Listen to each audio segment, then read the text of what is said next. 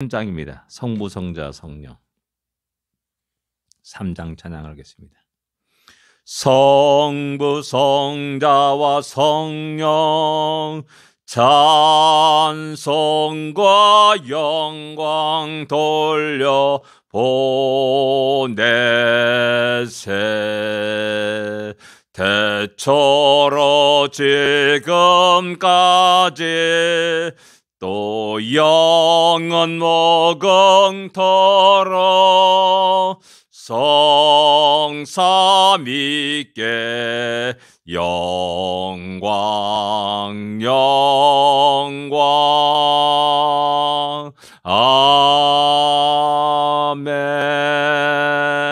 아멘. 우리 성삼위 우리 하나님께 영원토록 찬양과 영광을 돌리는 우리가 되기를 원합니다.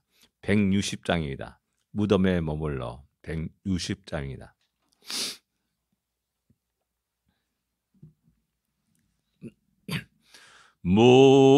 무덤에 머물러 예수 내 구주 새벽 깨달았네. 예수 내 주 원수를 다 이기고 무덤에서 살아나셨네. 어두움을 이기시고 나와서 성도 함께 길이 다스리시네. 사셨네 사셨네. 예수 다시 사셨네. 헛되이 지키네. 예수 내 구주 헛되이 봉하네. 예수 내 주 원수를 다 이기고 무덤에서 살아나셨네. 어두움을 이기시고 나와서 성도 함께 길이 다스리시네. 사셨네 사셨네. 예수 다시 사셨네. 거기 못 가두네. 예수 내 구주 우리를 살리네. 예수 내 주 원수 다 이기고 무덤에서 살아나셨네. 어둠을 이기시고 나와서 성도 함께 길이 다스리시네. 사셨네 사셨네. 예수 다시 사셨네. 예, 부활 찬송입니다. 어둠을 이기고 죽음을 이기고 모든 우리를 얽매였던 모든 걸 다 떨쳐버리고 죽음에서 부활하셨습니다. 그 놀라운 은혜가 또 우리의 모든 삶 속에 퍼져나가기를 원합니다. 심령의 어두움, 심령의 좌절, 낙심들 모든 곳에 던져버릴 수 있기를 원합니다. 신앙 고백드리겠습니다. 전능하사 천지를 만드신 하나님 아버지를 내가 믿사오며 그 외아들 우주 예수 그리스도를 믿사오니 이는 성령으로 잉태하사 동정녀 마리아에게 나시고 본디오 빌라도에게 고난을 받으사 십자가에 못 박혀 죽으시고 장사한 지 사흘 만에 죽은 자 가운데서 다시 살아나시며 하늘에 오르사 전능하신 하나님 우편에 앉아 계시다가 주리로서 산자와 죽은 자를 심판하러 오시리라. 성령을 믿사오며 거룩한 공예와 성도가 서리교타는 것과 죄를 사하여 주는 것과 몸이 다시 사는 것과 영원히 사는 것을 믿사옵나이다. 아멘. 요한복음 20장입니다. 1절부터 10절까지인데 10절까지 읽겠습니다. 오늘 사순절 말씀은 18절까지 말씀입니다. 근데 10절까지만 읽겠습니다. 12절까지만 읽겠습니다. 아쉬우니까. 예, 같이 읽겠습니다. 안식 후 첫날 일찍이 아직 어두울 때 막달라 마리아가 무덤에 와서 돌이 무덤에서 옮겨진 것을 보고 시몬 베드로와 예수께서 사랑하시던 그 다른 제자에게 달려가서 말하되 사람들이 주님을 무덤에서 가져다가 어디 두었는지 우리가 알지 못하겠나이다 하니 베드로와 그 다른 제자가 나가서 무덤으로 갈새 둘이 같이 다림질하더니 다른 제자가 베드로보다 더 빨리 달려가서 먼저 무덤에 이르러 구부려 세마포 놓인 것을 보았으나 들어가지는 아니하였더라. 시몬 베드로가 따라와서 무덤에 들어가 보니 세마포가 놓였고 또 머리에 쌓던 수건은 세마포가 함께 누이지 않고 딴 곳에 쌌던 대로 놓여 있더라. 그때야 무덤에 먼저 갔던 그 다른 제자도 들어가 보고 믿더라. 그들은 성경에 그가 죽은 자 가운데서 다시 살아나야 하리라 하신 말씀을 아직 알지 못하더라. 이에 두 제자가 자기들의 집으로 돌아가니라.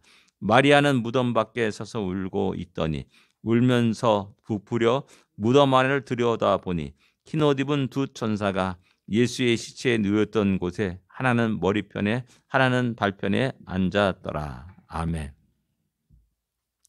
예수님이 부활하신 사건을 오늘 본문은 우리에게 이야기해 주고 있습니다. 때는 안식 후 첫날 일찍이라고 이렇게 말씀하고 있습니다. 안식 후 첫날. 안식 후 첫날은 바로 주일을 말하는 겁니다. 그래서 우리는 주일날을 작은 부활절이라고 해가지고 우리 주님의 부활을 기념하는 그런 날이 우리의 주일인 겁니다. 그래서 예수를 믿고 하나님의 은혜를 입은 자들은 그 부활을 기념하는 그 날을 결코 잊을 수 없기에 주일날 모이게 되는 겁니다. 그 이름도 역시 주님의 날, 주의 날이라고 이야기합니다. 그러니까 내 날이 아닙니다. 내가 내 목적에 따라서 사용하는 날이 아니라 주님께 영광을 돌리는 그런 날이고 주님께 예배드리는 나와서 예배드리는 그런 날임을 갖다가 다시 한번 우리는 기억해야 됩니다. 오늘 이 시대에 점점 가면서 이 주일에 대한 명확한 것이 흩어지게 되고 약해지고 하면서 이상한 모습의 형태의 신앙생활은 많은 모습들을 이렇게 보여주고 있습니다. 교회에서 이제 안식일에 모이자 해가지고 또 안식일 날 또 모이는 그런 몇몇 사람들도 일어나는 것들을 보게 됩니다. 그러나 우리는 주일을 우리는 소중히 여기면서 주님이 우리를 위해서 죽으심과 부활을 기념하고 기억하면서 다시 새로운 힘을 얻고 또 한 주간을 시작하게 되는 것입니다. 아직 어두울 때 아마 지금 이런 때라고 할 수 있습니다. 아직 해가 떠오르지 않았을 때죠. 그 속에 이제 막달라 마리아가 무덤을 찾아갑니다. 요한복음은 이제 혼자 찾아가는 것이 막달라 마리아만 나오는데 다른 복음서에는 이제 막달라 마리아 다른 여인들도 함께 가슴을 갖다가 이렇게 보여주고 있습니다. 단지 그 관점이 다른 겁니다. 이 한 사람이 간 것 맞냐? 세 사람이 간 것이 맞느냐? 뭐 이렇게 논쟁 어떻게 더 팩트냐? 그럼 이건 거짓말이고 이건 참이냐? 이렇게 생각하면 절대 안 됩니다. 예. 사도 요한은 마리아만을 봤을 뿐입니다. 그리고 마리아의 전달에 든 말을 듣고 달려갔잖아요. 그러니까 주로 이제 막달라 마리아를 기록한 것이라 할 수가 있습니다. 예. 그 이제 마리아가 가서 옮겨진 것을 보고 시몬 베드로와 또 예수를 사랑하는 그 다른 제자에게 그 다른 제자가 누구냐? 바로 요한 사도를 말하는 겁니다. 근데 이제 성경은 이제 요한복음을 요한 사도가 기록하면서 자기의 구체적인 이름을 이야기하지 할 때가 많습니다. 다른 말로 표현하는 예수가 사랑하는 그분이 사랑하는 자 그 다른 제자라고 이렇게 간접적으로 이렇게 우회적으로 표현하는 경우가 종종 있음을 보게 됩니다. 그 베드로와 요한에게 달려갑니다. 그리고 말하기를 주님을 무덤에서 가져가서 어디다 두었는지 우리가 알지 못하겠다. 시체가 없어졌다라고 말하는 겁니다. 그냥 아직까지 주님이 부활하신 것은 아무 누구도 생각할 수 없는 그런 것이었음을 알 수가 있습니다. 아, 시체가 없어졌어요. 무덤이 열려 있어요.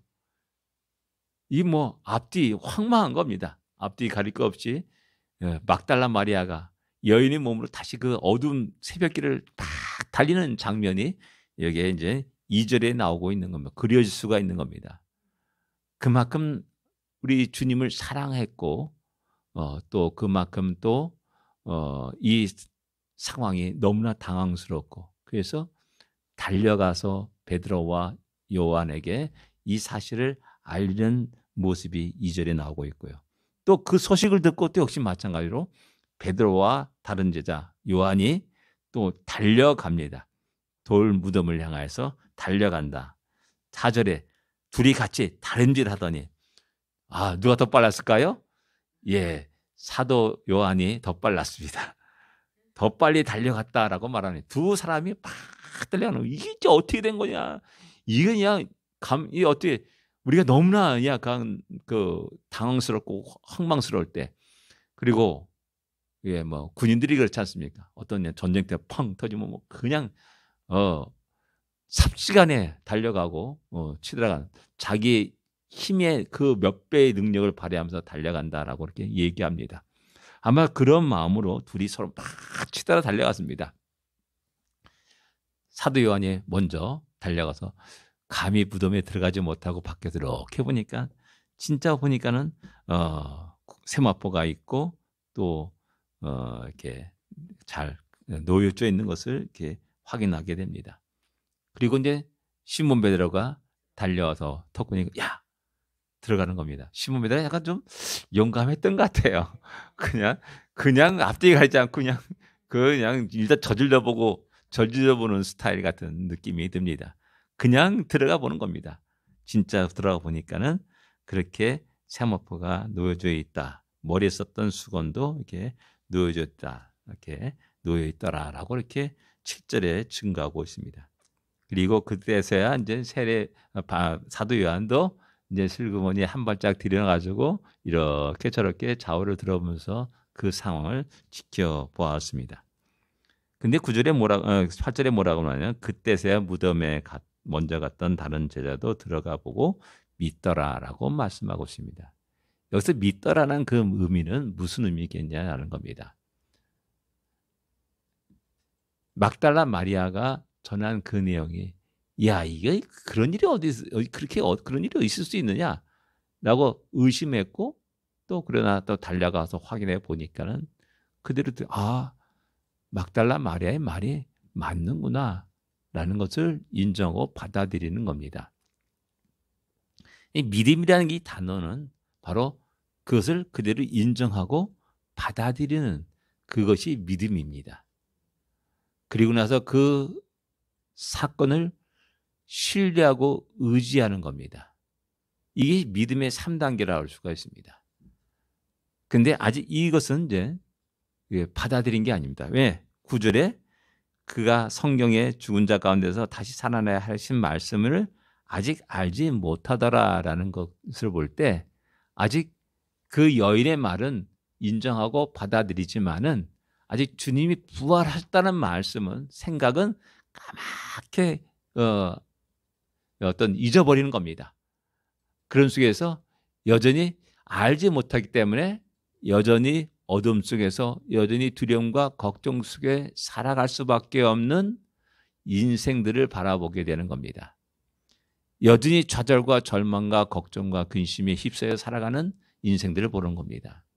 예, 이미 부활하셨습니다. 중요한 것은 부활하셨습니다. 근데 알지 못합니다. 알지 못하기 때문에 여전히 어두운 가운데 걱정과 근심 가운데 쌓여서 살아가는 인생을 보이는 겁니다. 그러니까 부활을 아는 것과 모르는 것이 이 인생에 이런 엄청난 차이가 있는 겁니다. 이들은 좀 얼마 안 가서 이제 부활하신 주님을 만납니다. 와, 진짜 주님이 부활하셨구나 라는 사실을 확인하게 됩니다. 그래서 자신들이 가졌던 품었던 그런 어떤 꿈과 소망들, 비전들을 다시 살아나는 그런 것들을 경험하게 되죠. 그렇지 않습니까? 지금까지 주님을 따랐는데 근데 돌아가셨습니다. 참혹하게 죽음을 당했습니다. 와, 자신의 모든 꿈과 야망은 다 물거품이 된 겁니다. 근데 살아나셨어요. 그리고 자기의 눈앞에 볼 수 있고 확인할 수 있게 된 겁니다. 그때 다시 그들이 안에 있는 그것이 세상적인 것이라든 관계없습니다. 그런 어떤 희망이 솟구쳐 올라오고 다시 살아나는 것을 경험하게 되는 겁니다. 뭐냐? 주님의 부활을 아는 것과 모르는 것. 이것이 그들의 인생의 천지 차이로 달라진다는 겁니다. 마찬가지로 이 땅에 우리 모든 인류들은 주님의 부활을 갖다가 성경은 우리에게 이야기하고 말하고 수많은 목격자들이 또한 수많은 사도들이 수많은 그 제자들이 전 세계 모든 자들에게 그 부활을 알리고 있습니다. 근데 여전히 부활을 믿지 않고 신뢰하지 않고 인정하지 않습니다. 그 여전히 어둠 속에 죽음의 어둠 속에서 살아가는 사람, 좌절과 절망 속에 살아가는 수많은 인생들을 바라볼 수가 있는 겁니다. 우린 그들에게 가가지고 다시 주님이 부활하셨습니다. 죽음의 권세를 깨부시고 부활하셨습니다. 그 결과 우리의 모든 죄의 사슬을 깨부시고 우리를 갖다가 해방시켜 주셨습니다. 라는 그 복음을 증거해야 되는 겁니다. 왜? 알지 못하기 때문에 여전히 죽음의 권세 앞에 속절없이 죽어가고 좌절하고 낙망하고 두려움에 떠는 그 수많은 사람들을 구원해야 되기 때문에 그렇습니다. 죄가 무엇인지 모르고 살아가는 수많은 인생들이 있습니다. 나의 창조주를 배격하고 나의 창조를 모독하고 나의 창조를 욕하는 그런 어리석은 인생들이 너무나 많은 겁니다. 나의 창조주를 경배하지 못하는 어리석은 수많은 인생들이 너무나 많은 겁니다. 그런 자들에게 우리를 지으신 하나님이 누구신가? 또한 우리 죄를 위해서 죽으신 분이 누구신가를 다시 말해야 될 책임이 우리 가운데 있다는 사실을 우리는 기억해야 됩니다. 모르기 때문에 그들은 다시 자기들의 집으로 돌아갔다라고 이렇게 말씀하고 있습니다. 아직 여전히 힘이 없는 그 상태를 우리에게 이야기해 주고 있습니다. 근데 재미있는 것은 12절의 말씀입니다. 마리아가 무덤 밖에서 울고 있고 울면서 무덤을 이렇게 들여다 보니까는 흰옷 입은 두 천사가 예수의 시체에 누웠던 곳에 하나는 머리편에 하나는 발편에 앉았더라. 이렇게 요한복음은 기록하고 있습니다. 이 장면을 보면서 어떤 생각이 듭니까? 이렇게 되어 있습니다. 하나는 우편에, 하나는 좌편에, 또 하나는 머리에, 하나는 발 밑에 두 천사가 이렇게 앉아 있는 장면을 보여주고 있습니다. 저는 오늘 아침 이 12절의 장면을 이렇게 보면서 이게 뭐야? 놀랐습니다. 뭐가 다 연결되냐면은 구약의 법계, 쉬운 자와 연결되는 겁니다. 법계가 있고 그 안에 십계명의 두 돌판이 들어가 있습니다. 그리고 그 법계의 뚜껑 위에 하나님은 쉬운 자, 은혜를 베푸는 자리다라고 하면서 거기에 두 천사를 이렇게 새겨서 이렇게 만들게 되었습니다. 그리고 그 자리에서 이제 그들이 서로 두 천사가 날개를 이렇게 맞대고 있는 그런 장면을 이렇게 새겨놓게 됩니다. 중요한 것은 뭐냐면 내가 그 자리에서 은혜를 베푸겠다라고 말씀하는 것입니다. 그래서 그 자리를 쉬운 자라라고 말씀하고 있습니다. 자, 다시 한번 상상해 보십시오. 주님이 시신이 누워있던 곳에 머리와 다리, 그냥 끝과 끝에서 두 천사가 앉아있다라는 겁니다. 주님이 죽은 그 자리, 그 속에서 우리의 모든 죄가 사함을 입고 은혜가 무한정으로 흘러넘치는 그런 영광의 장면을 12절은 혹 우리에게 전하고 있는 것은 아닌가라는 그런 생각을 하게 된 겁니다. 주님이 죽으셨습니다. 그리고 다시 부활하셨습니다. 이 놀란 은혜가 그 안에 넘쳐 흘러나 우리에게까지 전달되었고 우리를 통해서 다시 새로운 곳으로 넘쳐 흐르기를 원하시는 우리 하나님의 뜻을 헤아려 알면서 오늘 하루를 힘있게 또한 하나님께 영광되는 그런 복된 하루가 되기를 기도합니다. 기도하겠습니다. 하나님 아버지 은혜를 감사합니다. 너무나 큰 은혜를 받았음을 다시 한번 기억하는 우리가 되게 하여 주옵소서. 우리가 이 땅에 살아가기에 우리 심령이 무뎌지고 우리 심령이 완악해 되므로 깜빡깜빡 그 사실을 잃어버리고 아버지 여전히 걱정과 근심 속에 휩쓸려 살아갈 때가 많이 있음을 고백합니다. 그러나 다시 한번 우리가 주의 말씀을 펼쳐 읽으며 주님의 그 크고 놀라운 은혜를 다시 한번 되새기게 하심을 감사합니다. 순간순간마다 결코 잊지 않고 그 은혜에 감사하며 감격하며 힘있게 믿음의 발걸음을 내딛고 승리하는 우리가 되게 하시고 우리들의 그러한 삶을 통하여서 오직 우리 하나님이 영광을 받아주시기를 간절히 바라고 원합니다. 우리까지 이른 그 놀라운 은혜가 우리를 통해서 또한 새로운 사람들에게 심령 속에 증거되기를 원합니다. 넘쳐 흘러가기를 원합니다. 그렇게 우리를 사용하여 주시고 이 하루를 사용하여 주시옵소서. 예수님으로 간절히 기도드립니다. 아멘. 하늘에 계신 우리 아버지여, 이름이 거룩히 여김을 받으시오며 나라 임하옵시며 뜻이 하늘에서 이루어진 것 같이 땅에서도 이루어지리이다. 오늘날 우리에게 일용할 양식을 주옵시고 우리가 우리에게 죄진 자를 사하여 준 것 같이 우리 죄를 사하여 주옵시고 우리를 시험에 들지 말게 하옵시며 다만 악에서 구하옵소서. 되게 나라와 권세와 영광이 아버지께 영원히 싸움나이다. 아멘. 승리하십시오. 복된 하루가 되십시오.